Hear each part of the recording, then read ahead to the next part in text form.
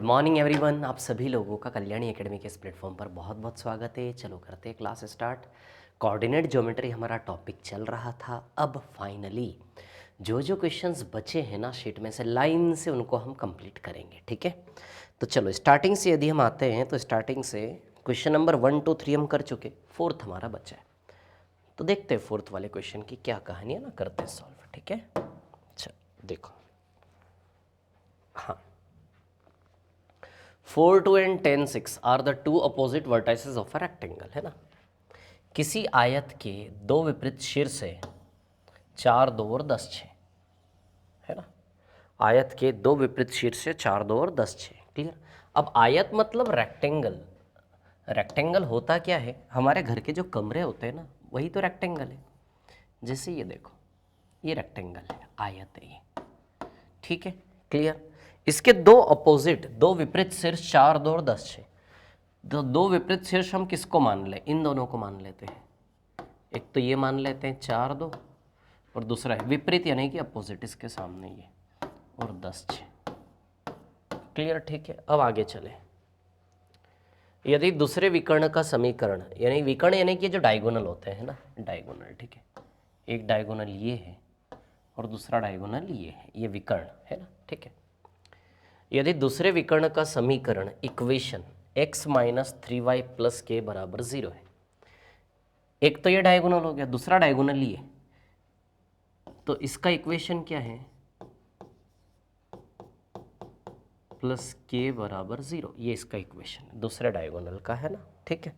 तो के का वैल्यू निकालना है, किसका वैल्यू निकालना है, के का। तभी ध्यान देना सभी लोग, है ना। ये 4, 2 दिया है, ये 10, 6 दिया है, और x माइनस 3y प्लस के बराबर 0 दिया है, तो हमें किसकी वैल्यू निकालनी है, के की। ठीक है, तब सुनो मेरी बात, ध्यान से देखना है ना। पहले इसके निर्देशांक निकालो, इसके कोऑर्डिनेट्स निकाल लो आप, है ना। तो इन दोनों का मिड पॉइंट, एक चीज़ ध्यान रखना, आयत में विकर्ण जहाँ पे काटते वो क्या होता है, मध्य बिंदु होता है। क्या होता है, मध्य बिंदु, है ना। तो विकर्ण डायगोनल्स जहाँ पर इंटरसेक्ट करते हैं वो होता है मिड पॉइंट। क्लियर, ठीक है ना। तो इन दोनों का मिड पॉइंट क्या होगा, 7 और 4। बताया था मिड पॉइंट कैसे निकालते, पता है ना आपको। 4 और 10 को जोड़ के आधा करना है, 4 + 10/2, और y वाली पोजीशन 2 + 6/2। क्लियर। तो 7 हो गया और ये कितना हो गया, 4, है ना। x1 + x/2, y1 + y/2 याद होगा ना, 7 और 4 इसका मिड पॉइंट है। अब आप एक चीज़ देखो, ये जो दूसरा आपका विकर्ण है, ये दूसरा विकर्ण है ना, दूसरे विकर्ण की रेखा है, इसका समीकरण ये दिया है x माइनस 3y प्लस के। बताइए ये रेखा 7, 4 से गुजरती है कि नहीं गुजरती है, कहाँ से गुजरती है, 7, 4 से। तब क्या होगा ना, ये जो लाइन है आपकी, ये कहाँ से गुजरती है, किस बिंदु से, 7, 4 से गुजरती है कि नहीं गुजरती है, 7, 4 से। तो x का वैल्यू 7 हो गया, y का वैल्यू 4 हो गया, इसको आप यहाँ से रख सकते हैं। इस लाइन का इस बिंदु से गुजरने का मतलब है कि ये x और y का वैल्यू यहाँ पे आप रख सकते हो, इसको ये सेटिस्फाई करता है, ऐसा गुजरने का मतलब है। तो x का वैल्यू 7 रखो और y का वैल्यू क्या रखो, 4 प्लस के बराबर 0, है ना। तो 7 - 12 - 5, तो k बराबर +5 आएगा क्या। 7 - 12 - 5 उधर जाएगा तो k बराबर +5, तो k का वैल्यू क्या आएगा, 5। बहुत बढ़िया क्वेश्चन था, पता है, बहुत बढ़िया क्वेश्चन। देखो ना, आप इन दोनों का मिड पॉइंट निकालेंगे तो इस बहाने हमारे पास ये बिंदु आ जाए, क्योंकि डायगोनल में, सॉरी विकर्ण में क्या होता है ना, दोनों बराबर बढ़ते हैं, ये बराबर बढ़ते हैं, तो मध्य बिंदु होता है। और मध्य बिंदु के निर्देशांक निकालना सीखा था हमने शुरू में, आप शुरू से क्लासेस देखते आ रहे हैं ना। 7 और 4 से गुजरता है ये, तो 7 और 4 से यदि गुजरता है तो के का वैल्यू इस बहाने क्या मिल जाएगा हमें, 5। क्लियर, रिपीट करके देखना है। चलो 4 के बाद अब हम आगे चलते, जो जो क्वेश्चंस बचे ना लाइन से उन सबको कर रहे हैं हम, है ना, ठीक है। 4 के बाद चलते सीधे 25 पर, बाकी बीच के सब हम कर चुके हैं। आ जाते हैं 25 पर, है ना। चलो ये देखो, अब ये भी बड़ा अच्छा क्वेश्चन है 25 नंबर का, देखो आप, है ना।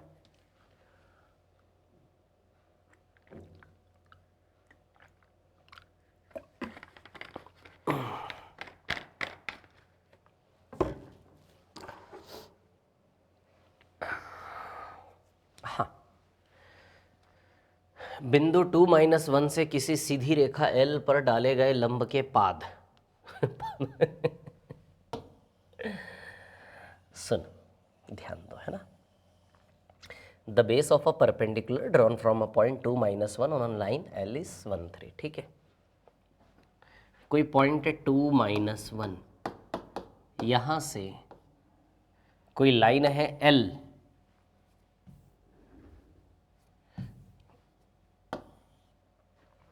कोई पॉइंट है 2-1 से किसी सीधी रेखा L पर, ये L रेखा है, इस बिंदु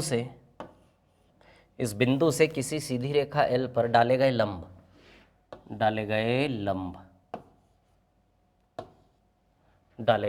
के पाद यानी कि बेस, आधार के निर्देशांक क्या है, 1 और 3। क्लियर, ठीक है। तो सीधी रेखा L का समीकरण, अब जनरल इक्वेशन क्या होता है समीकरण का, याद है आपको, मैंने बताया था प्रवणता y = mx + c, बताया था कि नहीं बताया था, है ना। तो वो जो रेखा है उसका समीकरण निकालना है। क्या निकालना है, समीकरण। वो जो रेखा है, किसी बिंदु से किसी रेखा L पर डाले गए लंब के पाद 1-3 है, तो उस रेखा L का समीकरण निकालना है। समीकरण है कि इक्वेशन ऑफ लाइन L, ठीक है। उस रेखा का हमें इक्वेशन निकालना है, ठीक है। तब एक चीज समझो आप ध्यान से, इस रेखा का इक्वेशन निकालना।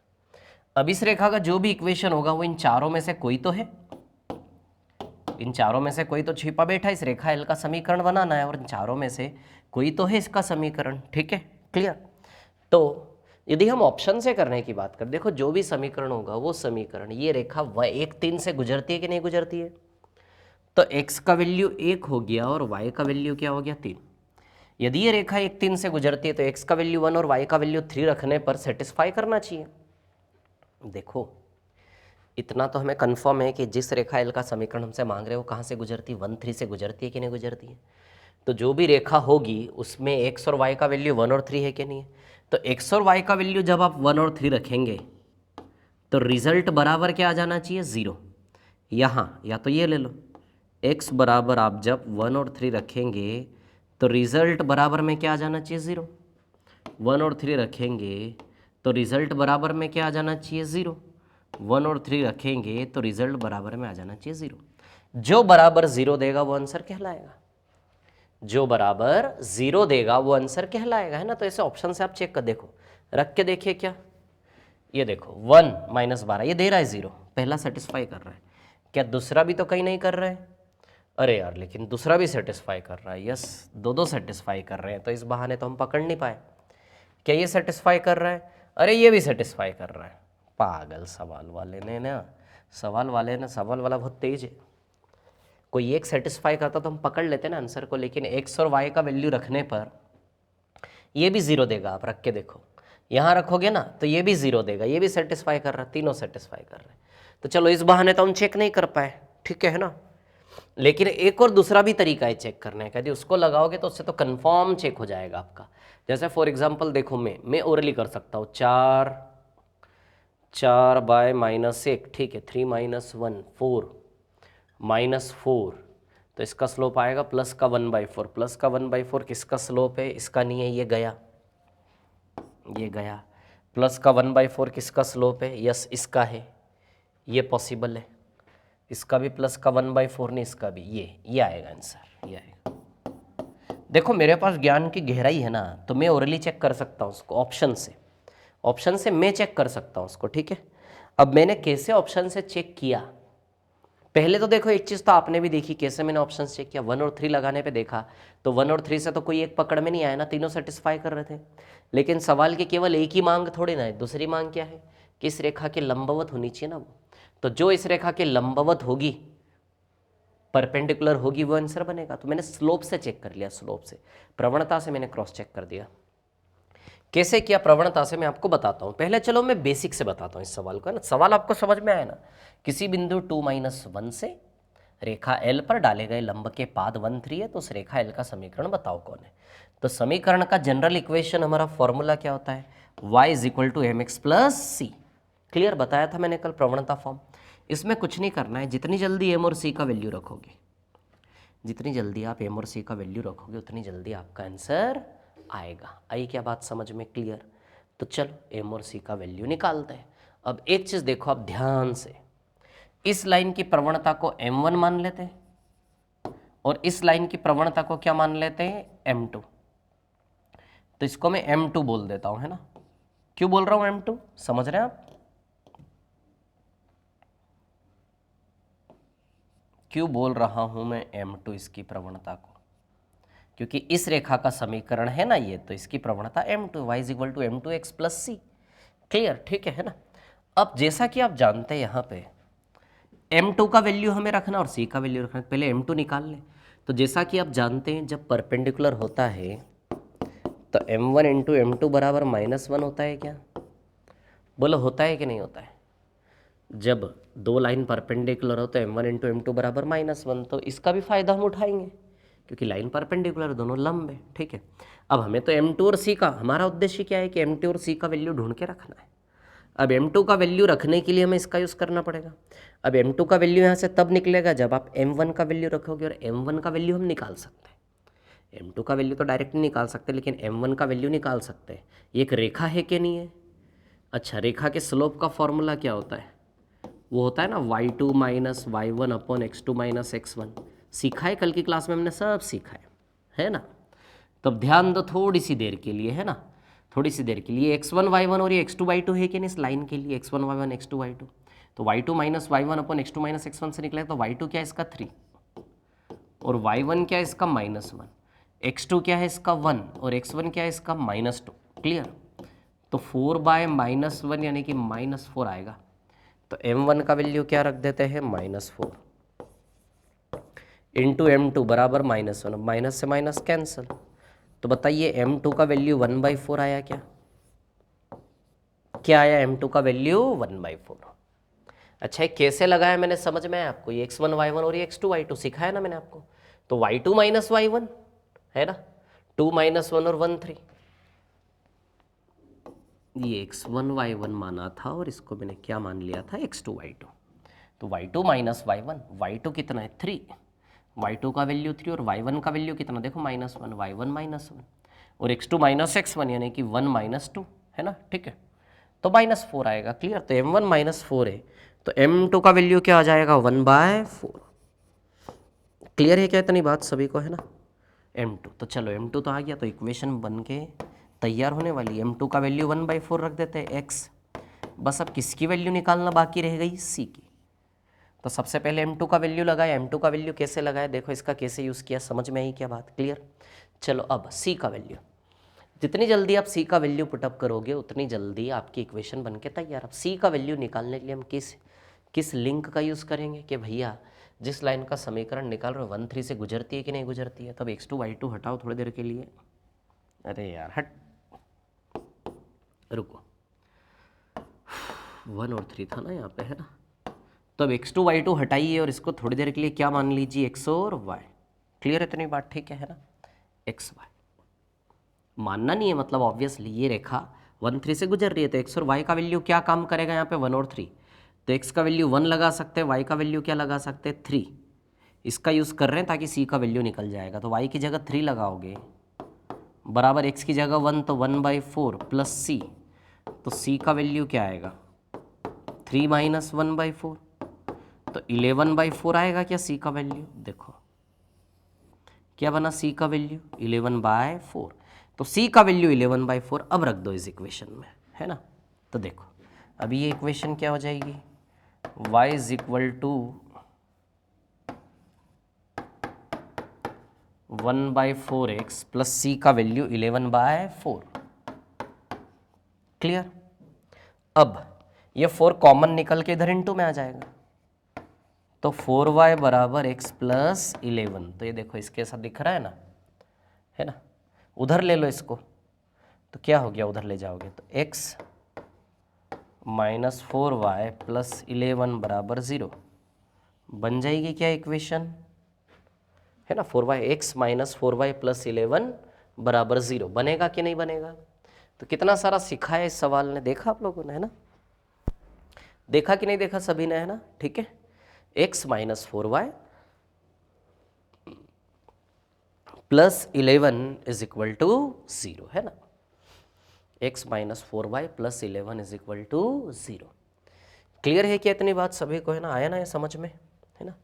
x minus 4y plus 11 is equal to 0। Clear. तो बस यहाँ से हमने देखा m2 और c का वैल्यू ढूंढ के हमने रखा, और क्या m2 का वैल्यू रखा, उसके लिए पहले हमने m1 इंटू m2 बराबर -1 लगाया, m2 बराबर m1 का वैल्यू यहाँ से निकाला पहले, फिर यहाँ लगाया, ऐसे करके, ठीक है ना। तो बस ये कहानी है। अब एक और चीज़, मैंने ऑप्शन से कैसे चेक किया था, एक तो 1 और 3 से गुजरना चाहिए, तो तीनों आ गए थे। फिर एक और हिंट क्या थी कि जो भी लाइन का हमारा प्रवणता है वो इसके प्रवणता के परपेंडिकुलर होना चाहिए। तो इसकी प्रवणता मैंने ओरली -4 निकाल ली थी, जैसे -4 निकाली तो मैंने ओरली 1/4 भी कर लिया था। तो जिसकी प्रवणता 1/4 होगी, तो लाइन की प्रवणता निकालने कल के वीडियो में सिखाई थी। देखो कोऑर्डिनेट ज्योमेट्री में यदि आपको अच्छा बनना है ना, तो इन वीडियोस को आपको बार बार रिपीटेशन में देखना पड़ेगा और क्वेश्चंस को बिना देखे करने की प्रैक्टिस करनी पड़ेगी। क्लियर। देखो चीज़ें मैंने सब बताई, सरल से सरल तरीके से आपको बता रहा हूँ, लेकिन वो चीज़ आपके दिमाग में छपनी चाहिए ना, याद होनी चाहिए ना, रट जानी चाहिए ना, तभी वो अंदर से आएगा, है ना, तभी स्पीड भी बनेगी आपकी। ठीक है, चलो, तो आया है, समझ में आया ना सभी को, ठीक है ना, क्लियर। तो मैंने प्रवणता भी देख ली थी कि प्रवणता 1/4 केवल किसकी आ रही, इसी की, और प्लस का 1/4 किसी की भी प्रवणता, यानी कि स्लोप नहीं है, ढाल नहीं है ना। चलो, तो ये था क्वेश्चन नंबर 25। और आगे चलते, जो क्वेश्चन बच रहे ना वो सब हम कर रहे हैं लाइन से, ठीक है। 29,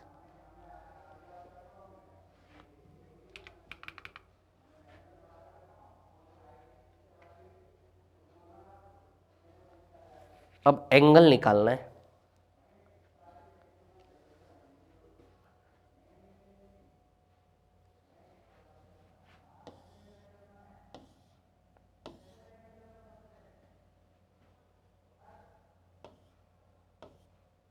BA तथा BC के बीच का कोण ज्ञात करें, है ना। ABC ये पॉइंट दिए हैं, 3 बिंदु है, तब BA और BC मतलब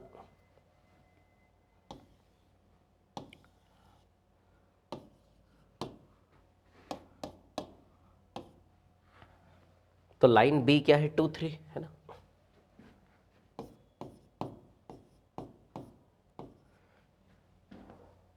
A क्या है, -2 1, है ना।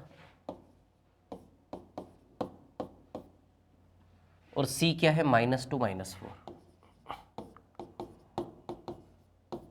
ठीक है।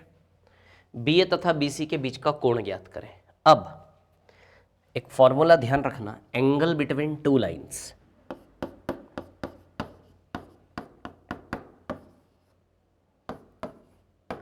एंगल बिटवीन टू लाइंस मतलब दो रेखाओं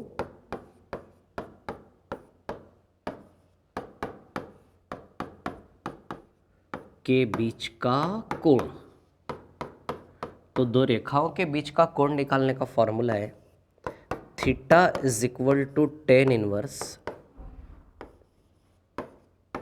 डरना मत इससे, m2 minus m1 upon 1 plus m1 m2।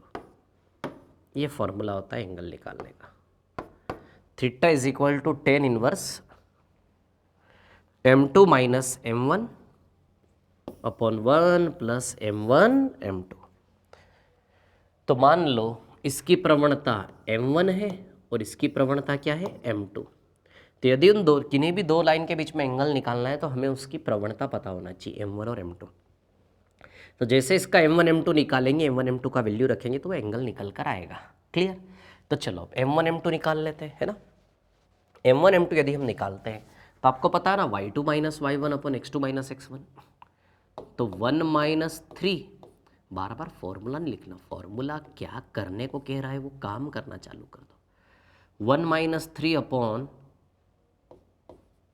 -2 minus 3, तो -2 बाई -5 यानी कि 2/5 आएगी प्रवणता इसकी, m1 का वैल्यू 2/5। देखो ना, ये x1 y1, ये x2 y2, तो y2 माइनस y1 यानी कि 1 माइनस 3 y पोजिशन, और x2 माइनस x1 यानी कि -2 sorry y, x2 minus x -2 अरे -4 आएगा ना यार, गलती कर दी मैंने, सॉरी रुको।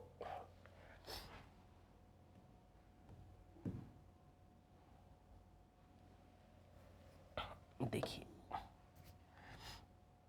हाँ, दिस इज 1 माइनस 3 अपॉन -2 -2, तो -2 बाय -4 यानी कि m1 का वैल्यू आएगा 1/2। तो क्या आया m1 का वैल्यू आपका 1/2। क्लियर। फिर वही x1 y1 x2 y2, तो -4 -3 अपॉन -2 तो ये आएगा प्लस का 7/4 है ना। 2 3 -2 1 -2 है ना। -4 -3 यानी कि -7 और -4, तो m2 का वैल्यू आएगा 7/4। तो m1 का वैल्यू 1/2, m2 का वैल्यू 7/4 है ना। अब रख दो यहाँ पे वैल्यूज आप m1 m2 के, है ना। तो देखिए theta is equal to tan inverse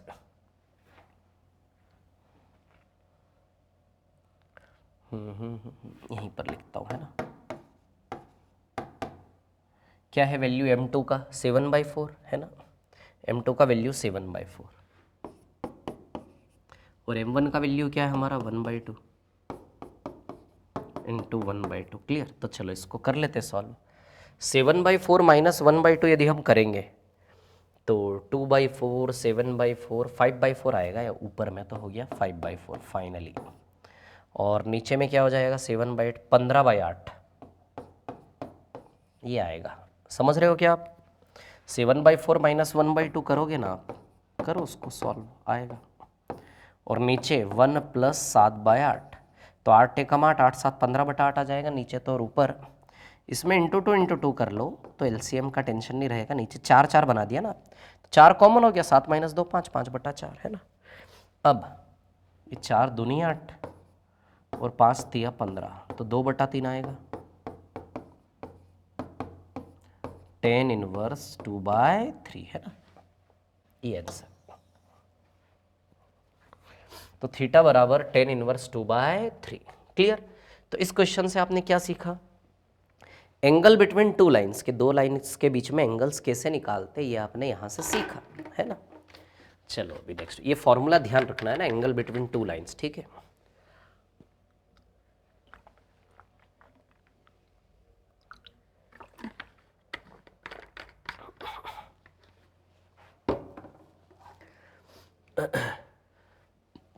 हे भगवान। हाँ चलो नेक्स्ट वाले क्वेश्चन पर चलते हैं ना, अगले पर। 29 के बाद कौन सा क्वेश्चन अगला है जो हमने नहीं किया है, 31 है ना, ठीक है। इंग्लिश में इसके मिसप्रिंटिंग है, नहीं मिसप्रिंटिंग तो नहीं है, थोड़ा सा वैसा हुआ है, ठीक है। चलो देखो, उस रेखा का समीकरण ज्ञात करें, उस रेखा का समीकरण ज्ञात करें जिसकी प्रवणता 3 है, ठीक है, तथा वह रेखाओं के प्रतिच्छेदक बिंदु से गुजरती है। अब सुनो, उस रेखा का समीकरण ज्ञात करें, ज्ञात करें जिसकी प्रवणता क्या है 3 है ना, और वो गुजरती कहां से है, इस रेखा और इस रेखा के प्रतिच्छेदक बिंदु से गुजरती है ना। तो ध्यान देना अब क्या है कहानी, है ना। उस लाइन का, जिस लाइन का इक्वेशन निकालना है वो काले कलर से बना रहा हूं, है ना। उस लाइन की प्रवणता क्या है 3, यानी कि जिस लाइन का इक्वेशन निकालना है, काली कलर वाली लाइन है ना, इसकी प्रवणता 3 दी है, और ये कहां से गुजरती है, दोनों लाइन के प्रतिच्छेद। दो लाइन क्या है 3x + 4y = 7 है, एक लाइन, तो ये 2 लाइन है ना, तो एक लाइन का इक्वेशन है 3x + 4y = 7, और दूसरी लाइन का इक्वेशन है x - y + 2 = 0। इन दोनों के प्रतिच्छेदक बिंदु से गुजरती है ना, और उसकी प्रवणता 3 है। उसका समीकरण बनाना, समीकरण बनाने का बेसिक सा फॉर्मूला हमारा क्या है, y = mx + c। अब जितनी जल्दी m और c का वैल्यू डालोगे उतनी जल्दी आंसर आएगा। तो m का वैल्यू तो सवाल ने गिफ्ट में दे दिया, रख दो 3x + c। अब जितनी जल्दी c का वैल्यू निकाल के इसमें पुट करोगे उतनी जल्दी इक्वेशन बन के तैयार हो जाएगी। क्लियर है ना। अब आप ऐसे भी चेक कर सकते हो कि प्रवणता 3 होनी चाहिए, तो किस इक्वेशन की प्रवणता 3 है, इसकी नहीं है, गया। इसकी प्रवणता भी 3 नहीं है, ये भी गया। यस, इसकी प्रवणता 3 है, ये पास। इनमें से कोई नहीं की जगह एक और इक्वेशन होती तो कंफर्म हो जाता है आंसर, प्रवणता 3। अब आप बोलोगे सर प्रवणता कैसे निकाल रहे हो, तो कल की क्लास में मैंने सिखाया नहीं था आपको प्रवणता स्लोप कैसे निकालते हैं किसी भी इक्वेशन का। किसी भी इक्वेशन की शक्ल कैसी बनाना होती है, ऐसी बनाना होती है ना। तो इसको इस रूप में देखोगे, y की वैल्यू निकालने की कोशिश करो यहाँ से, ये 7 को उड़ा दो, y की वैल्यू -4x आएगी, -4/4, -1 आएगा ना स्लोप इसका। हमारा तो स्लोप उस लाइन का क्या बोला सवाल ने, 3 है उसकी प्रवणता। जो भी हमारा उत्तर है उसकी प्रवणता 3 होनी चाहिए, फेल। इसमें भी y का वैल्यू -8 आएगा, -8x, ये भी फेल। तो प्रवणता 3 तो केवल इसी की है ना, देखो इधर ले जाओ, y की वैल्यू निकालो आप, 7×3 y बराबर 3x बनेगा, x के साथ 3, इसकी प्रवणता 3 है, क्लियर। तो यदि इन तीनों में से, यदि नन ऑफ दिस हुआ तो बात अलग है, लेकिन इन तीनों में से आंसर हुआ तो यही रहेगा, क्लियर, ठीक है। बाकी हम भी बना लेते हैं, है ना। सी, तो सी का वैल्यू कैसे रखेंगे, तो ये लाइन कहाँ, इन दोनों के प्रतिच्छेदक बिंदु से गुजरती है, इन दोनों के प्रतिच्छेदक बिंदु हमें निकालने पड़ेंगे। चलो निकाल लेते, दोनों इक्वेशन को जब हम सॉल्व करेंगे, कैसे सॉल्व करेंगे, देखो 3x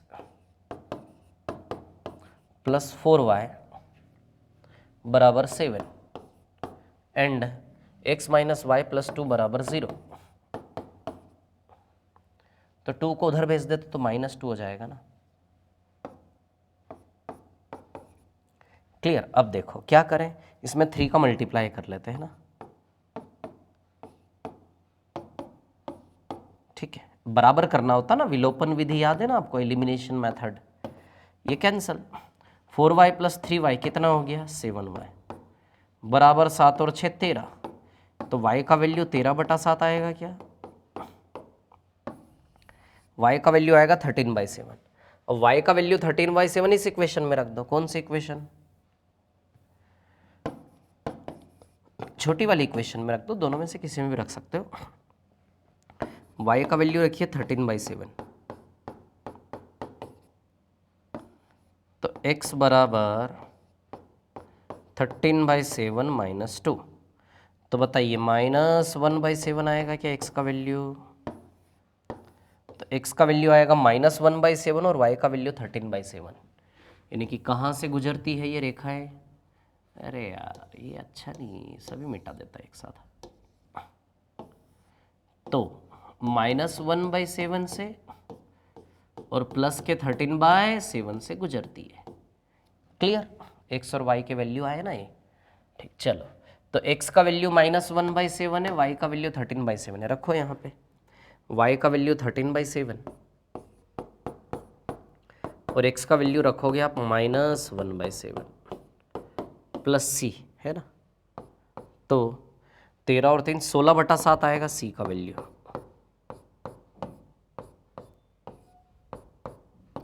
तो value of c will become 16/7, है ना, ठीक है। तो c की वैल्यू बनेगी 16/7, क्लियर, ठीक है। तो लगा दो यहाँ पे c की वैल्यू, है ना, तो बन जाएगी इक्वेशन, तैयार हो जाएगी आपकी। तो चलो y = 3x प्लस c की वैल्यू 16/7, है ना। तो चलो अब 7 का मल्टीप्लाई हो जाएगा इधर पे, तो ये 21x + 16/7, तो 7 इधर आएगा, तो 7y बराबर 21x + 16, है ना। तो 7y को उधर भेज दो, तो 21x - 7y + 16 बराबर 0 बनेगी क्या इक्वेशन, है ना। 21x - 7y + 16 बराबर 0, क्लियर है क्या इतनी बात सभी को, है ना। कैसे बना समझ में आया, वैसे तो स्लोप से ही चेक हो गया था ना वो सीधे। तो वो लाइन जिसका प्रवणता 3 है और जो इन दोनों के प्रतिच्छेदक भी, ये निकालना थोड़ा सा इरिटेटिंग था इसमें। देखो मैं होता तो मैं तो ऐसे ही प्रवणता से ही चेक कर लेता, उसको सब क्लैरिटी थी वहाँ पर, कोई तकलीफ नहीं थी, ऐसा है ना, ठीक है। चलो क्लियर है इतनी बात सभी को, चलो आगे बढ़ते हैं ना, ठीक है, और आगे बढ़ते हैं।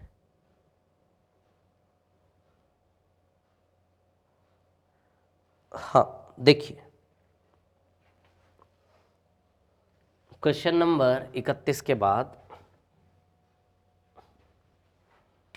33 है ना, 33 को बाद में करते हैं, 36। 27 भी बाद में लेते हैं, है ना।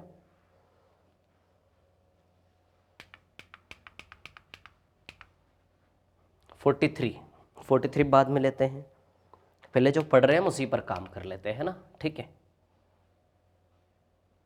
क्वेश्चन नंबर 46 करते हैं ना। क्या है कहानी 46 की, ध्यान देना, जो भी बचे हुए क्वेश्चन है वो हम कर रहे हैं। बिंदुओं √3 तथा √15 को जोड़ने वाली रेखा, ये दो बिंदु, इन दो बिंदुओं को जोड़ने वाली रेखा का एक्स अक्ष के साथ कितना कोण बनेगा, ठीक है। अब ध्यान देना है ना, √3 और दूसरी लाइन है हमारी √15 और 5, ठीक है। √5 है ना, ये पॉइंट है, ये कोऑर्डिनेट्स है, ये एक बिंदु है, ये एक बिंदु है ना, ठीक है। इनको जोड़ने वाली जो लाइन है ना, ठीक है, रेखा एक्स अक्ष के साथ कितना कोण बनाती है, ठीक है। तो ध्यान दीजिए सभी लोग, है ना, वो जो हमारा प्रवणता जो होती है ना, प्रवणता, जैसे प्रवणता का फॉर्मूला क्या होता है हमारा, प्रवणता को हम क्या बोलते हैं, एम बोलते हैं, एम क्या बोलते हैं, एम। और एम निकालने का फॉर्मूला क्या होता है, y2 minus y1 upon x2 minus x1। अब आप एक चीज ध्यान रखें, इस m को ही हम टेन थीटा भी बोलते हैं, क्या बोलते हैं, m बराबर टेन थीटा, ठीक है। तो m की जगह आप क्या रख सकते हो, टेन थीटा। तो m प्रवणता, m की जगह टेन थीटा को भी प्रवणता ही बोलते हैं, टेन थीटा एक्चुअली प्रवणता होती है, ठीक है। तो चलो y2 कितना है आपका √5, y1 कितना है, ये देखो ना, ये x1 y1 और ये आपका x2 और y2 है ना। तो y2 माइनस y1, तो y2 √5 है और y1 कितना है, 1 है ना, ठीक है।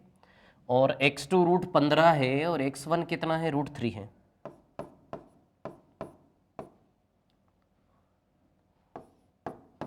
है ना, √3 है, ठीक है। अब देखिए यहाँ पर क्या है कहानी, सुनिए, है ना, √5 माइनस 1, तो इसको यदि हम सॉल्व करें ना, √5 माइनस 1 नीचे, √15 माइनस √3, तो √15 माइनस √3, अभी ध्यान देना सभी लोग, है ना, √5 माइनस 1, √15 को हम √5 इंटू √3 कर सकते हैं क्या, माइनस √3, क्लियर, ठीक है। अब देखिए √5 माइनस 1 और दोनों में से √3 कॉमन निकाल लें, तो अंदर √5 माइनस 1 बचेगा क्या। अब ये √5 माइनस 1 √5 माइनस कैंसल, तो 1/√3 बचा क्या। तो अब आप समझो बात को, यानी कि टेन थीटा का वैल्यू कितना आया, 1/√3। अब आपको थोड़ा सा त्रिकोणमिति का वैल्यू पता होना चाहिए कि टेन थीटा का वैल्यू 1/√3 थीटा के कितने डिग्री पर होता है, 30 डिग्री पे। टेन 30 डिग्री तो होता है 1/√3, 1/√3 टेन थीटा में कितने डिग्री पर आता है, 30 डिग्री पे। तो थीटा कितना बनेगा, 30 डिग्री। तो जो प्रवणता होती है ना, एक्चुअली प्रवणता मतलब किसी रेखा का एक्स अक्ष के साथ कोण ही होता है, वो कोण, है ना, ठीक है।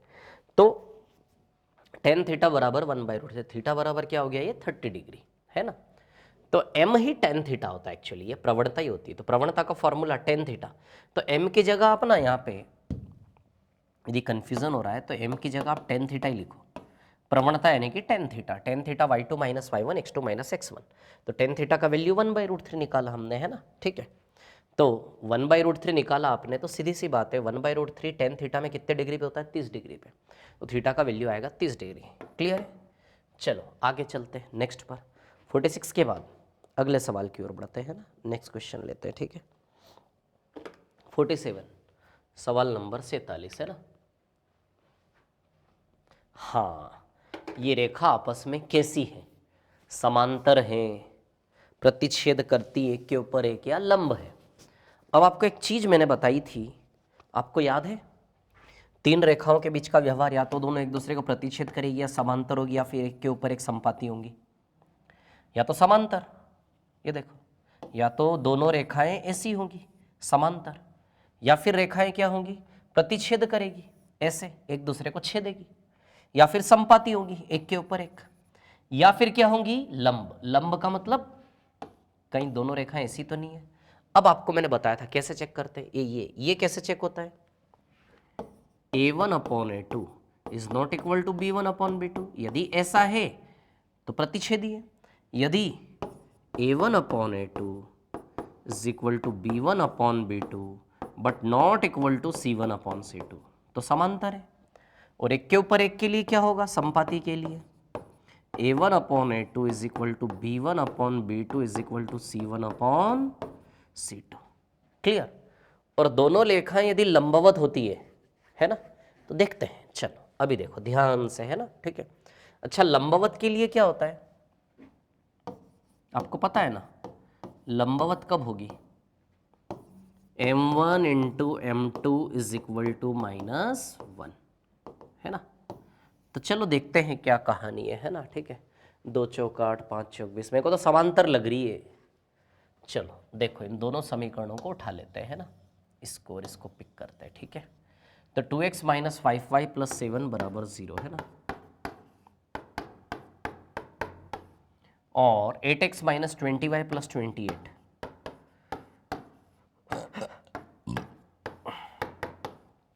तो आप जानते हो ना, a1x plus b1y plus c1 बराबर 0, a2x plus b2y plus c2 बराबर 0, है ना, ठीक है। तब सुनो मेरी बात ध्यान से, a1 अपॉन a2, तो इसका a1 अपॉन a2 2/8 आएगा, b1 अपॉन b2, b1 -5 है और b2 -2 है, -20 है, -5 बाय -20, और c1 c2 7 और 28, 7/28।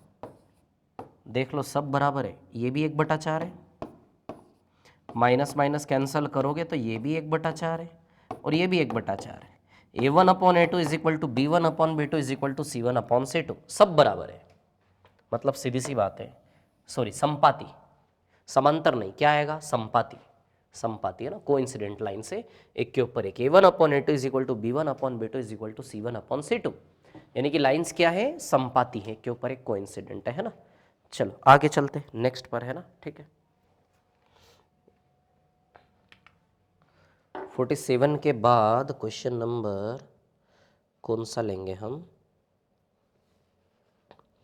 48, है ना, 48। कोलिनियर मतलब यदि बिंदु तीनों एक ही रेखा पर हैं, 2, 3, 5 ए और 6, 7 एक ही रेखा पर, P, Q, R तीनों एक ही रेखा पर, है ना।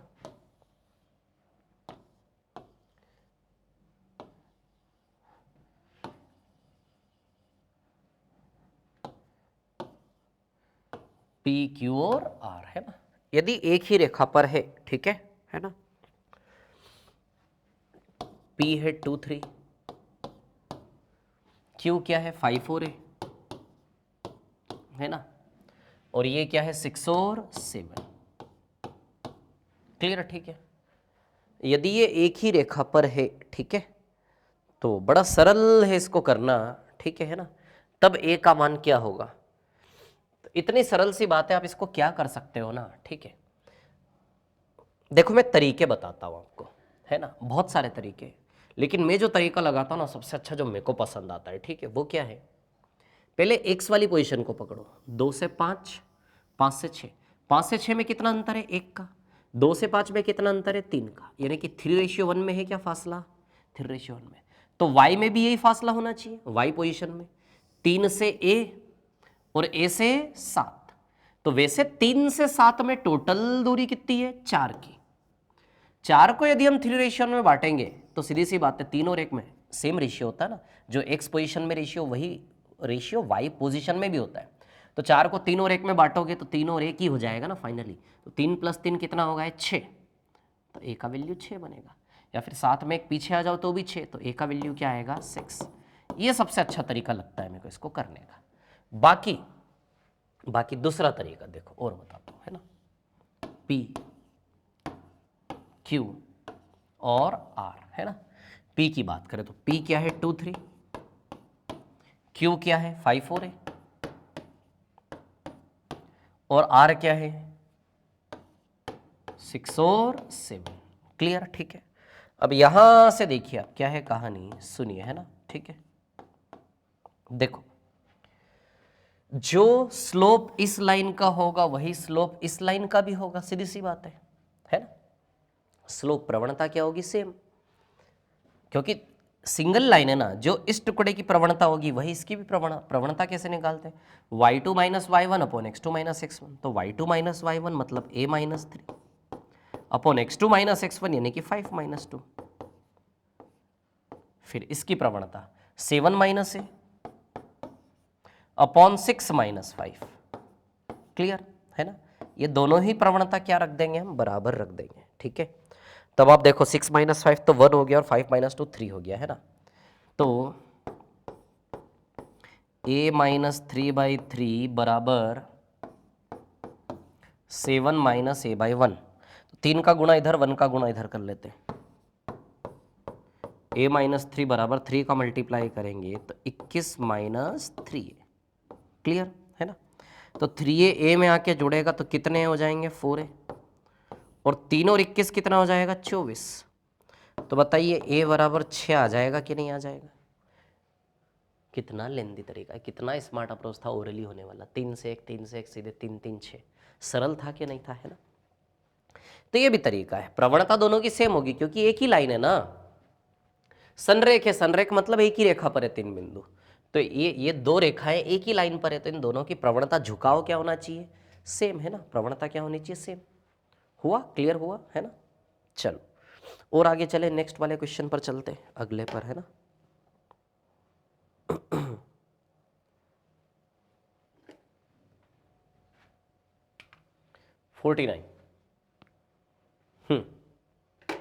अब ध्यान देना ठीक से, है ना।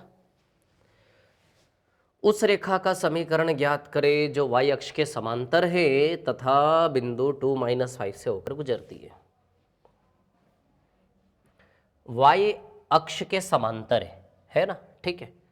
y अक्ष के यदि समांतर है, समझना मेरी बात को, है ना, ठीक है।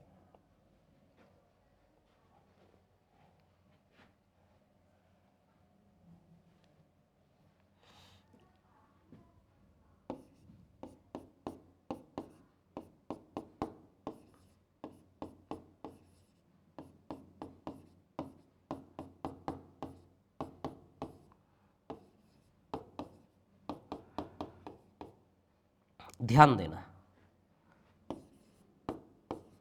y अक्ष के समांतर रेखा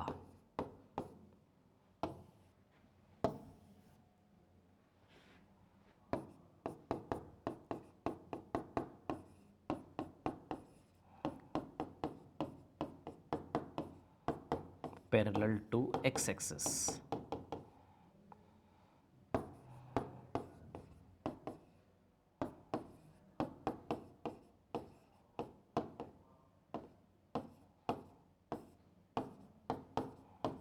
x अक्ष के समांतर रेखा, है ना, ठीक है।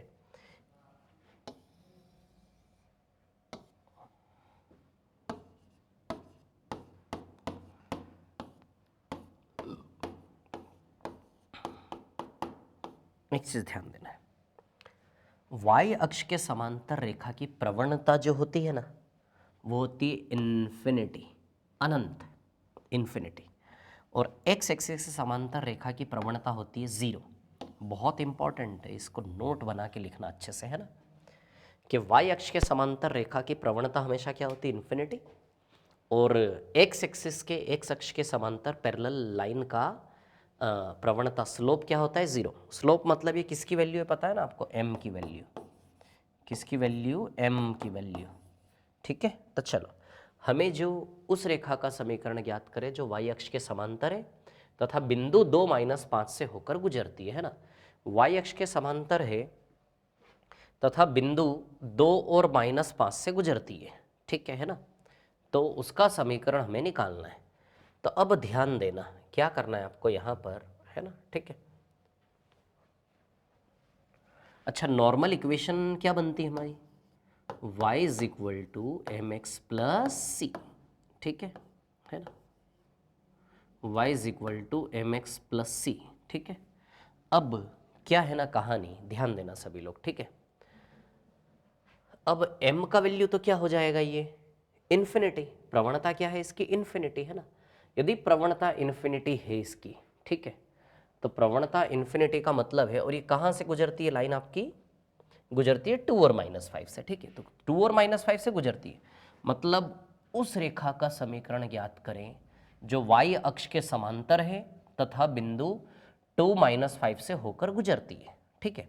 तब एक और चीज यहां से नई मैं आपको बता रहा हूं, ध्यान देना है ना, ठीक है। ये मैंने आपको पहले बताया था, है ना, ठीक है। y अक्ष के समांतर रेखा, 2 नोट्स और लिखना, line parallel to y axis,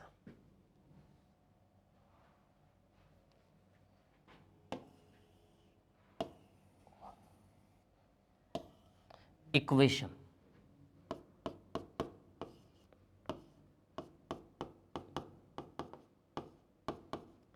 मतलब कि समीकरण,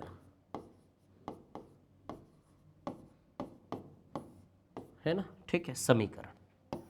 तो y एक्सिस के समांतर रेखा का जो समीकरण बनेगा वो बनेगा x = a, और x एक्सिस के समांतर रेखा का जो समीकरण बनेगा वो y = a।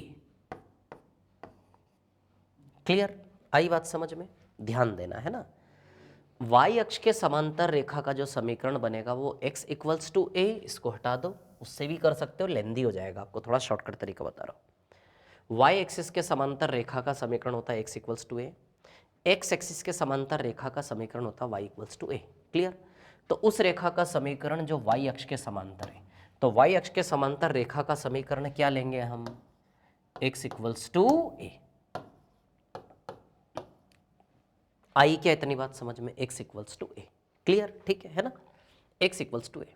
अब कुछ नहीं करना है इसमें, x का वैल्यू निकाल के, सॉरी a का वैल्यू निकाल के आपको रखना है। जितनी जल्दी a का वैल्यू निकाल के इसमें रखोगे उतनी जल्दी इक्वेशन तैयार। देखो y एक्सिस के पैरेलल लाइन का इक्वेशन, समीकरण निकालना है, वो क्या होता है, x = a। अब आप वैसे भी देख लो x = a का फॉर्म किधर है, x = a केवल यही है, तो आई थिंक आंसर यही बनेगा। ये तो y हो गया ना, इसमें y आ गया, इसमें y आ गया। क्लियर, x = a केवल होना चाहिए, सिर्फ x होता है ना, y तो होता नहीं, तो y एक्सिस के समांतर रेखा में क्या होगा, केवल x, यही बनेगा, सीधी सी बात है। अब तो यदि आपको करना ही है तो फिर तो y एक्सिस के समांतर रेखा, ये फॉर्मूला लगाएंगे हम, x = ये इक्वेशन है। अब a का वैल्यू निकाल के रखें, क्या बोला है, कहाँ से गुजरती है वो, 2 और -5 से होकर गुजरती है। ये लाइन कहाँ से गुजरती है, 2 और -5, मतलब आप समझें कि x का वैल्यू 2 है और y का वैल्यू क्या है, -5। तो कहाँ से होकर ये गुजरती है, 2 और -5 से होकर ये गुजरती है। आई क्या इतनी बात समझ में सभी को, है ना, 2 और -5 से होकर गुजरती। चलो तो इसमें रखें x का वैल्यू 2 और y तो रख ही नहीं सकते, x का वैल्यू 2 रख सकते, चलो x का वैल्यू 2 रख दो। जैसे x का वैल्यू 2 रखोगे आप, a = 2 मिल गया कि नहीं मिल गया, अब a = 2 आप रख दो यहाँ पे, तो x = a का वैल्यू 2, समीकरण बना कि नहीं बना। क्लियर, तो ये चीज़ आप ध्यान रखना है ना, क्या बताया मैंने आप लोगों को, ठीक है ना, बहुत इंपॉर्टेंट है, ठीक है। तो जैसे ही y एक्सिस के पैरेलल बोले तुरंत x = a वाला फॉर्म, तो बस यही आएगा आंसर, और फिर कहाँ से गुजर रही है उस बेसिस पर a का वैल्यू आ जाएगा, ठीक है। अब अगला सवाल ना x अक्ष के समांतर रेखा वाला है, देखो मैं आपको बताता हूँ, 50 नंबर का सवाल, ये देखो, ये दूसरा सवाल आ गया है सामने आपके, ठीक है ना। इसमें आप देखो, इसमें किसके पैरेलल है, x एक्सिस के पैरेलल, x एक्सिस के समांतर, यानी कि y = a वाला। तो कौन सा फॉर्मूला यूज होगा इसमें, y = a वाला। क्लियर इतनी बात, ठीक है। y = a यानी कि ऑब्वियसली यही आएगा यार, यहाँ तो x भी, इसमें भी x है, इसमें भी x है, y = a। क्लियर, अब कहाँ से गुजरता है ये, -6 और -5 से गुजरती है। क्लियर इतनी बात, ठीक है। तो ये x है और ये y है। क्लियर, ठीक है। तो y का वैल्यू क्या है, -5, ठीक है। तो y का वैल्यू रख देते हैं हम -5, इस बहाने a की वैल्यू -5 मिल गई, रख दो a की वैल्यू -5, तो y = -5 बन जाएगा क्या, एक इक्वेशन। क्लियर इतनी बात सभी को, है ना, तो बना इक्वेशन। क्लियर, आया क्या, समझ में आया सभी को, क्लियर है ये, है ना। चलो और भी क्वेश्चंस है इसमें, जो क्वेश्चंस बचे ना वे हम कर रहे हैं सारे 50। तो समझ में आया ना ये दो क्वेश्चन ने क्या सिखाया आपको? चलो, with slope 5 and passes through point -4 1, ठीक है। तो एक इक्वेशन ले लो, y equals to mx plus c. Sorry, अब ध्यान देना, इस इक्वेशन का स्लोप क्या दिया है? 5। जितनी जल्दी m और c का वैल्यू रखोगे उतनी जल्दी काम बनेगा। तो m का वैल्यू सीधे गिफ्ट में दिया आपको 5, तो रख दीजिए m का वैल्यू 5। तो y is equal to 5x plus C. अब जितनी जल्दी c का वैल्यू निकाल के इसमें रखोगे उतनी जल्दी इक्वेशन तैयार है। अब c का वैल्यू निकालने के लिए कहाँ से गुजरता है ये बिंदु? -4 1, यानी कि x का वैल्यू -4, y का वैल्यू 1। तो x का वैल्यू रख दो -4 और y का वैल्यू 1। तो 1 इज इक्वल टू -20 प्लस सी। तो c बराबर 20 और 1 कितना हो जाएगा? 21, है ना। c बराबर 21, तो c का वैल्यू 21 पुटअप कर दे इसमें, है ना। तो बन गया ना इक्वेशन, क्या बना? y is equal to 5x plus 21। ये देखो, ये आंसर आया क्या समझ में? क्लियर इतनी बात सभी को, है ना। ये था क्वेश्चन नंबर 54। 54 के बाद और कौन सा बच रहा है? 56। Yes, angle between lines. अब लाइंस के बीच में एंगल्स निकालना है ना, ठीक है। दो लाइंस के बीच में एंगल्स, ठीक है। तो चलो, ये वाली क्लास का टाइम यहीं पर आपका एंड होता है ना। ये वाली क्लास हम यहीं पर एंड करते हैं, अब हम अगली क्लास में मिलेंगे। क्लियर, ठीक है। तो चलो ओके, नेक्स्ट वाली क्लास में हम इस टॉपिक को कंप्लीट करने वाले हैं ना। सो चलो okay, thank you very much, thanks a lot and all the very best, thank you.